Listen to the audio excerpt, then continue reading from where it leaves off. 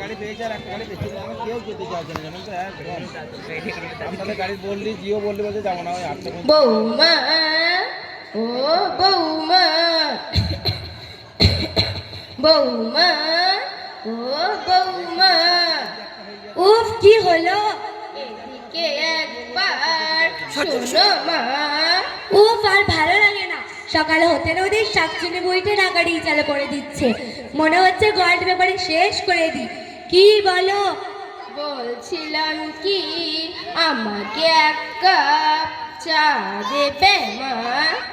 এই নাও, সাতচল্লিশপুরের ড্রামা চালু হয়ে গেল। একটু যে ঘুম থেকে উঠে বসে বসে ইনস্টাগ্রামে রিলস দেখবো, সেটাও আমি দেখতে পারবো না। 11টা বাজতে না বাজতে বুড়ি চা খাওয়ার তাড়া চালু হয়ে গেল। এই বুড়িকে নিয়ে আর পারলাম না। দেবে মা? হ্যাঁ, দিচ্ছি।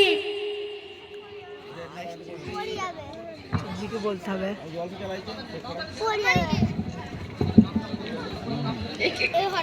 ধরো। ইন্না লিল্লাহি ওয়া ইন্না ইলাইহি রাজিউন। বুড়ি কেসে কেসে মরতে পারে না। বুড়ি ঢং থেকে আর পারলাম না। এবার কি হবে? ঘোড়া ডিম হবে। দিয়েছে তো সংসারের জিনিস একটা নষ্ট করে। বুড়ির শক্তি নেই হাতে, তা চাকর ইচ্ছাটা কোথা থেকে জাগে? এবার থেকে বাড়ির সমস্ত কাজ তুমি করবে, যেমন ঘর ঝাড় দেওয়া, ঘর মোছা, কাপড় কাচা, থালা বাসন ধোয়া, বেডিং করা, বেডিং তোলা, সমস্ত কাজ। আর এই কাপটা যে ফেলে দিলে, এটাও তুমিই পরিষ্কার করবে। আল্লাহ, তুমি আমাকে ডাইনি বইয়ের হাত থেকে রক্ষা করো আল্লাহ। আল্লাহ গো, আমার ছেলে বিয়ের আগে কত ভালো ছিল, বিয়ের পর থেকে ডাইনি বউকে পেয়ে আমার ছেলে আর আমার নেই, পুরো শেষ হয়ে গেল। আল্লাহ গো, এই ডাইনি বউ যখন থেকে আমার ঘরে পা দিয়েছে, তখন থেকে আমার ঘরে সব সুখ শান্তি উঠে গেল। আল্লাহ গো, এই ডাইনি বউ ঘরে কাজ কাম না করে সারাক্ষণ খালি ফোন নিয়েই ব্যস্ত, আর আমার ছেলের কান ভাঙাতেই ব্যস্ত। উফ আল্লাহ গো, আমার শরীরটা এমন হয়ে গেল, কোনো কাজ করার আর তাপ নেই। এই ডাইনি বউকে ছাড়া কাকে আর বলবো? উফ আল্লাহ, আবার ফের পানির পিপাসা পেয়ে গেল। এই ডাইনি বউকে ছাড়া কাকে আর বলবো? ডাকতেও তো ভয় লাগছে, যদি আবার চিল্লা চিল্লি করে। উফ আল্লাহ, কি আর করবো, থাক ডেকেই ফেলি। বৌমা, ও বৌমা, বৌমা, ও বৌমা। উফ, কি হলো? এদিকে একবার শোনো মা। ও পাল্লা গো, এই শাকচুনি বইটিকে নিয়ে আর পারলাম না। মনে হচ্ছে একেবারে বৃদ্ধাশ্রমে ফেলে দিয়ে আসি। কি বলো? বলছিলাম কি, আমার খুব কষ্ট হচ্ছে বৌমা, আমার জন্য এক গ্লাস জল এনে দেবে মা? জল এনে দেবো, নাকি জলের সঙ্গে একটু বিষ মিশিয়ে দেবো, যাতে আমার কষ্ট একটু দূর হবে? যখন থেকে বিয়ে করে ঘরে এসেছি, তখন থেকে আমার সমস্ত সুখ শান্তি সব উঠেই গেল। সকালে চোখ খুলতে না খুলতে বুড়ির ঘ্যান ঘ্যানি, ছেলে মেয়েদের প্যান প্যানি, স্বামীর চ্যানচ্যানি, আর এইসব ভালো লাগে না আমার। দেবে মা? হ্যাঁ, দিচ্ছি।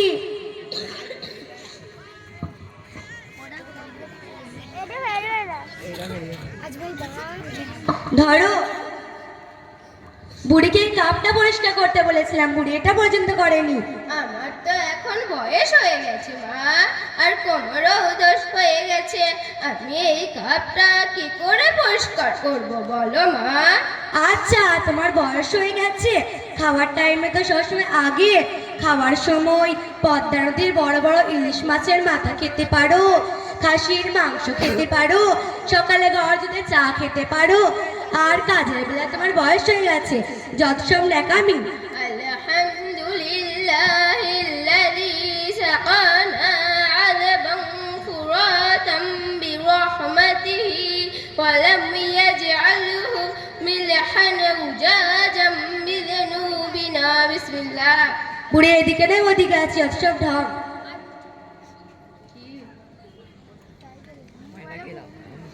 কিছু নয়।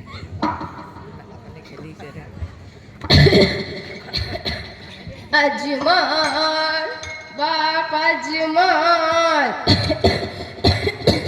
আজমল বাপ আজমল, কি হয়েছে আম্মাজান? এদিকে একবার শোন বাপ।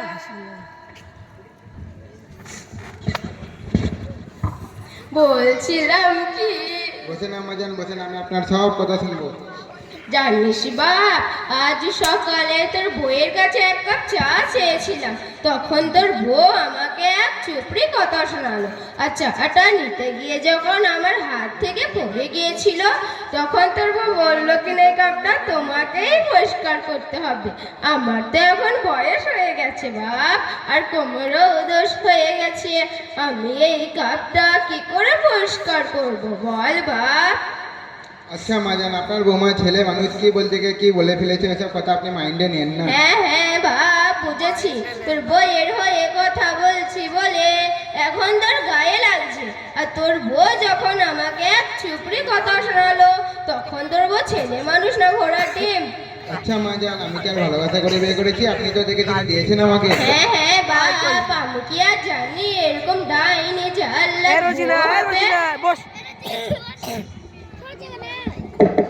আচ্ছা মাজান, আপনি যেন আমাকে কি বলছিলেন? বলছিলাম কি, আমার শীতের রাতে খুব ঠান্ডা লাগে বাপ, আমার জন্য একটা চাদর এনে দিবি বাপ। হ্যাঁ মাজান, আমি অফিস থেকে ফেরার সময় আপনার জন্য একটি চাদর এনে দেবো। এনে দিবি তো বাপ? ইনশাআল্লাহ এনে দেবো। যা কাল্লা যা করেন। ওগো এই দিয়ে একটু শোনো তো। এখানে বাঘের ভয়, সেখানে এই সন্ধ্যা হয়। ঠিক ডাইনিটা গন্ধ পেয়ে গেল, দেখি কি আবার কি বলে। হ্যাঁ গো মুস্কান, কি হয়েছে তোমার? আমি তোমাকে ডাকলাম, সেই সময় তুমি আমার নামে বিবি করে কিছু বলছিলে। হায় আল্লাহ, আমি তোমাকে কি বিড়বিড় করে বলবো? তুমি আমাকে এরকম বলতে পারলে? জানো না আমি তোমাকে কতটা ভালোবাসি? তোমাকে একটি কথা বলার ছিল, তুমি আমার জন্য সাথে এরকম নিয়ে ব্যবহার করেছো কেন? ও তুমি তো মায়ের নামে ফকরদানি করতে এসেছো, যখন তোমার মা সকালে হতে না হতেই ডাকাডাকি চালু করে দেয়, সর্বসময় অর্ডারের পর অর্ডার, সর্বসময় আমার পেছনে হাত ধুয়ে পড়ে থাকে, তখন তুমি চোখে দেখতে পাও না। হয়তো তুমি তোমার মাকে বৃদ্ধাশ্রমে রেখে আসো, নাহলে আমাকে আমার বাপের বাড়ি রেখে আসো। আচ্ছা আচ্ছা, এসব কথা ছাড়ো, তুমি যেন আমাকে কি বলছিলে? কথা বলার ইচ্ছার গায়ে রইলো, পুরো কথাটাই তো মাটি করে দিলে। আচ্ছা আচ্ছা বলো। মা তোমাকে কি বলছিল? আমার জানে শীতের রাতে প্রচন্ড ঠান্ডা লাগে, তো একটি চাদর এনে দেওয়ার কথা বলছিল। অত আনা কোনো প্রয়োজন নেই, বাড়িতে অনেক পুরাতন চাদরই রয়েছে, তাতে একটা দিলেই হয়। আর আম্মাজানের জন্য নতুন চাদর কিনে কি লাভ হবে? আম্মাজান তো এক পা ডাঙায় আর এক পা কবরে ঝুলছে। এরকম বলতে নেই মুস্কান, মা শুনলে খুবই দুঃখ পাবে। ছাড়া তো দুঃখ হবে না, চাই আমি আলমারি থেকে একটা চাদর বের করে নিয়ে আসছি। উফ আল্লাহ গো, তুমি মুস্কানকে একটু সুবুদ্ধি দান করো, যাতে মায়ের সাথে একটু ভালো ব্যবহার করে। মুস্কান, তুমি কি হাদিস পড়োনি? তুমি কি জানো না? আর জানবে বা কি করে? সারাদিন তো ফোনেই ব্যস্ত থাকো। শোনো তাহলে, وقال النبي صلى الله عليه وسلم الجنة تحت أقدام الأمهات। নবী করিম সাল্লাল্লাহু আলাইহি ওয়াসাল্লাম বলেছেন, জান্নাত মায়ের পায়ের নিচে। মাথা শুধু একটি চাদরই চাইছে, আর কি? মা শুধু চাদর চেয়েছে, আজকে এটা চেয়েছে, কালকে ওটা চাইবে, তারপর সেটা চাইবে, বুড়ির শখের আর শেষ নেই। আর সব টাকা যদি তুমি মায়ের পেছনেই খরচ করো, তাহলে আমাদের পেছনে কি খরচ করলে তুমি? তোমাকে চেয়ে নিতে বলে তুমি কিনে দাও, আর যবে থেকে আমি তোমার সঙ্গে ঘর সংসার করছি, কোনদিন কোনো কিছু এনে দিয়েছো আমাকে? তুমি যা কিছু বলো আমি তো সবই এনে দিয়েছি। কয়েকদিন আগে এত টাকা গাড়ি ভাড়া করে কলকাতা সাউথ সিটি মল থেকে শপিং করে আনলাম, অত টাকা খরচ হলো, তবে একটা নাচুকটা করতে পারলে আমার সাথে? একবার তুমি আমাকে নিয়ে গেলে তা প্রতিভা যাওয়ার সময় বলে নেবে। এই তো মেয়েদের ওয়াক অভ্যাস, যত এনে দাও তা বলবে কিছুই এনে দেয় না। যাও যাও, জীবনে পড়তে ভালোবাসতে শিখলে না, এতদিন যে রান্না করে খাওয়াচ্ছি, কতদিন না পর্যন্ত করতে শিখলে না। পরে রাতে রান্নাকে সেরকম নাম বি করতে থাকো, আর তুমি কোনোদিন কোনো কিছু কেনা কথা বলবো না। তুমি থাকো তোমার মায়ের সঙ্গে, খরচ করো তুমি তোমার মায়ের পেছনে, আমি চললাম আমার বাপের বাড়ি। আচ্ছা আচ্ছা, কেঁদো না, দাও চাদরটা দাও। কি আর করবো, একটু কথাতেই কেঁদে ফেলো। কবে আবার বড় ভাবি রাতে রান্না খেয়ে নাম করেছি, সেটাও ধরে বসে আছো। কি আর করবো, মৌলানা সাহেব ঠিকই বলেন, দাও চাদরটা দাও।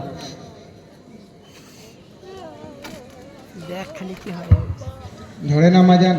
চাদরটা কোথায় ছিল বাপ? তোমার বৌমা বলো বাড়িতে অনেক পুরাতন চাদর আছে, তার মধ্যে থেকে একটি দিয়ে দিতে। আচ্ছা ঠিক আছে বাপ।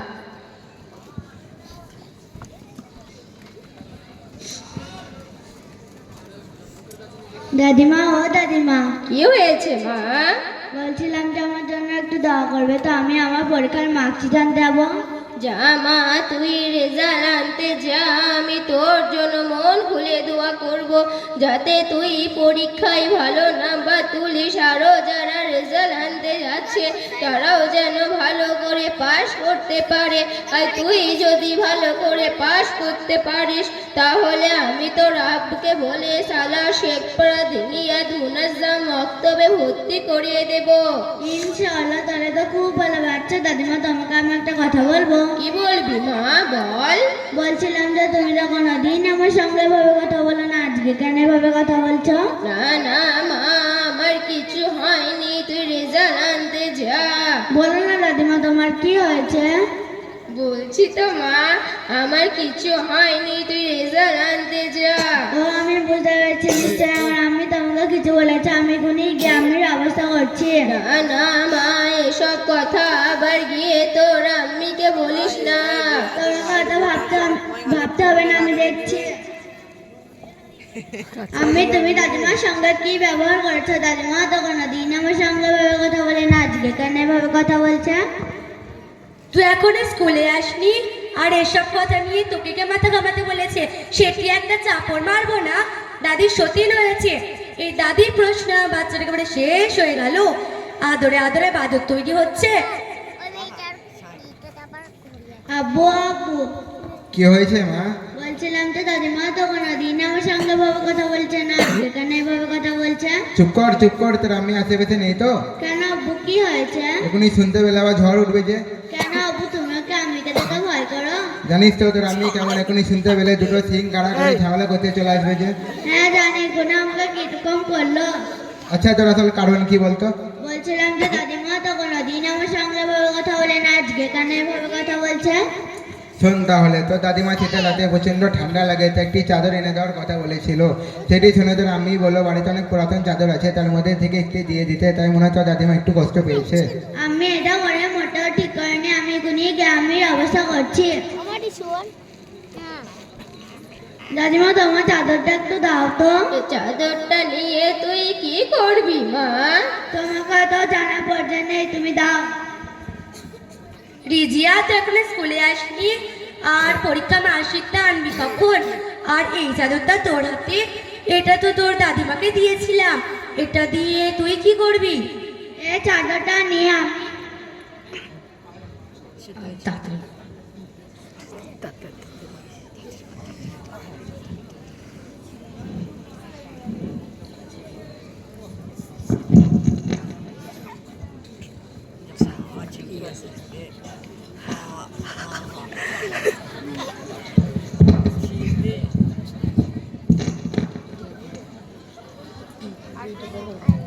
ওরা করবে, আগ্রহ থাকবে দাদিমার কাছে, আগ্রহ থাকবে আমার কাছে। যেহেতু আব্বু এখন তোমার কথা শুনে দাদিমাকে পুরাতন চাদর দিয়েছে, যখন তুমি বুড়ি হয়ে যাবে তখন তোমাকে কারো দেওয়া থাকবে না, তখন আমি সেই চাদরটাই দেবো।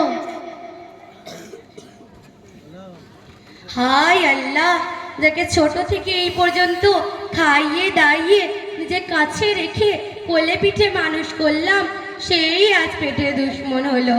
তুই পারবি আমার সঙ্গে এমনটা করতে? হ্যাঁ পারবো, তুমি যদি দাদিমার সঙ্গে এরকম করতে পারো তাহলে আমি কেন পারবো না? হায় আল্লাহ, এই বুড়ির প্রশ্রম বাচ্চাটা একেবারে শেষ হয়ে গেল।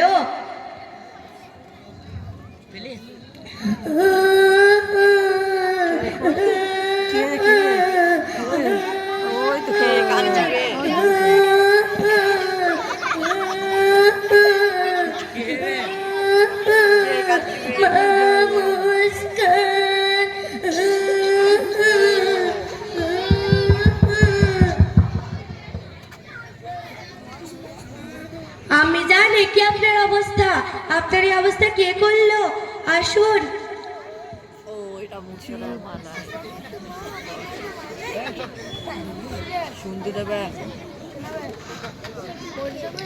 দাঁড়ান, আমি আপনার জন্য জল নিয়ে আসছি।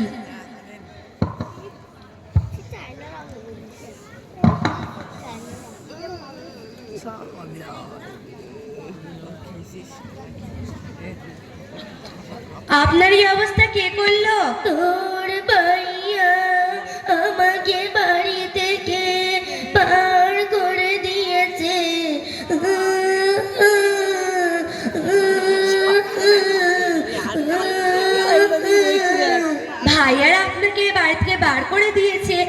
আসল ঘটনাতে কি?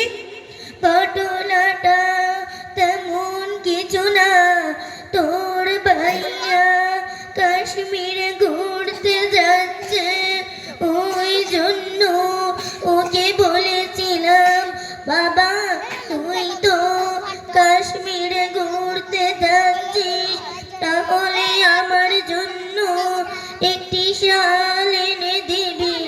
তখন তোর ভাবি শুনে বলল, অতই যদি মায়ের পেছনে খরচ করো তাহলে বাচ্চাদের ভবিষ্যৎটা কানা করে দেবে।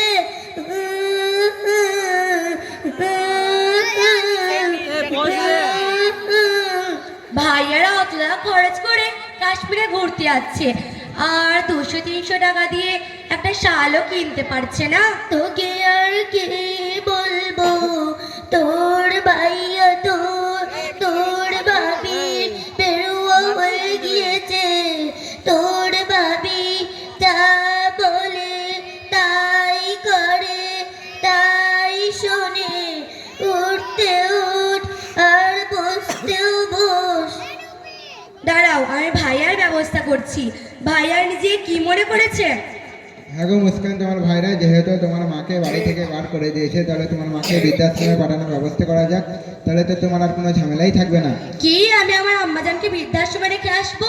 তুমি কি করে ভাবলে? ও তাহলে তুমি আমার আম্মাজানকে বৃদ্ধাশ্রমে রেখে আসে চিন্তা ভাবনা কি করে করলে? তোমার মাটা মা আর আমার মাটা দুধ ভাত।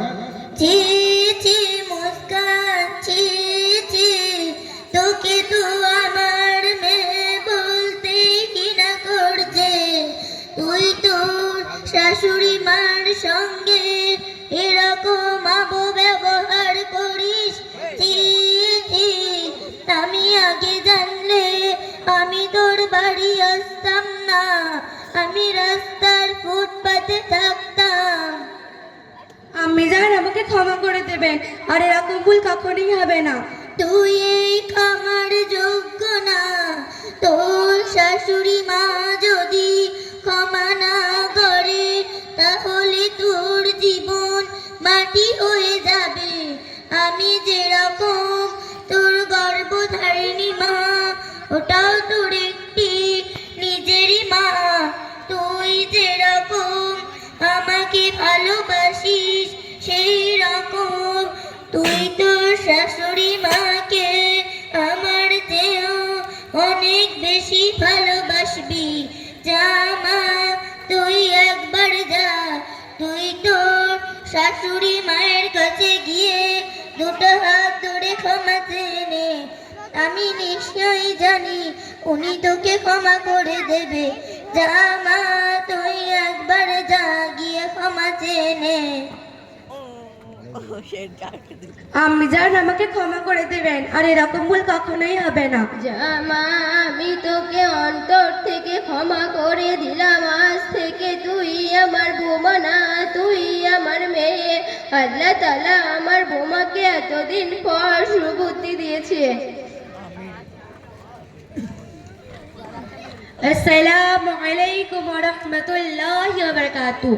প্রিয় শ্রোতা মণ্ডলী, আমরা বাস্তবতাকে মোকালামার মাধ্যমে তুলে ধরার চেষ্টা করেছি, যা কম বেশি পরিবারে হয়ে থাকে।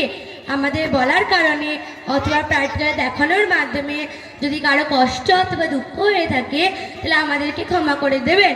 অবশ্যই আমরা আমাদের মাতা পিতার সঙ্গে সৎ ব্যবহার করব ইনশাআল্লাহ। কারণ আল্লাহ তাআলা কোরআনুল কারিমে বলেছেন, আনিশকুরলি ওয়ালি ওয়ালিদাইকা, যার অর্থ তুমি শুকরিয়া আদায় করো আমার এবং তোমার মাতা পিতার।